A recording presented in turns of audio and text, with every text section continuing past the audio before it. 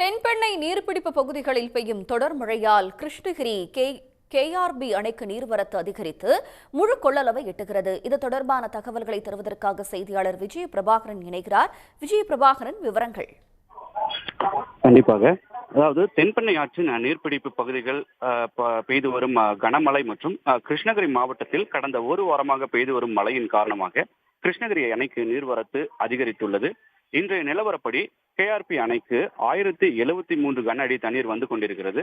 அணையிலிருந்து பாசன கால்வாய்கள் மூலம் 1325 கன அடி நீர் வெளியேற்றப்படுகிறது. அணையின் மொத்த கொள்ளளவான 52 அடியில் தற்போது 50.65 அடியாக நீர் இருப்பு உள்ளது. அணையின் பாதுகாப்பு கருதி அணைக்கு வரும் நீர்வரத்து முழுவதும் வெளியேற்றப்பட வேண்டியுள்ளதால் சாத்தனூர் அணை வரை உள்ள தென்பெண்ணை ஆற்றங்கரையோரத்தில் மற்றும் தாழ்வான பகுதிகளில் வசிக்கும் பொதுமக்களுக்கு வெள்ள அபாய எச்சரிக்கையானது விடுக்கப்பட்டுள்ளது. அதாவது குறிப்பாக கிருஷ்ணகிரி மாவட்டத்தில் பெரியமுத்தூர், திம்மாபுரம், சுண்டைக்குப்பம், காவேரிப்பட்டினம், கால்வேஅள்ளி, பெண்ணேஸ்வரம் மடம், சவுட்டள்ளி உள்ளிட்ட 8 கிராமங்களுக்கும் தருமபுரி மற்றும் திருவண்ணாமலை ஆகிய 3 மாவட்டங்களுக்கு தென்பெண்ணை ஆற்றின் கரையோர மக்களுக்கு வெள்ள அபாய எச்சரிக்கையானது விடுக்கப்பட்டுள்ளது.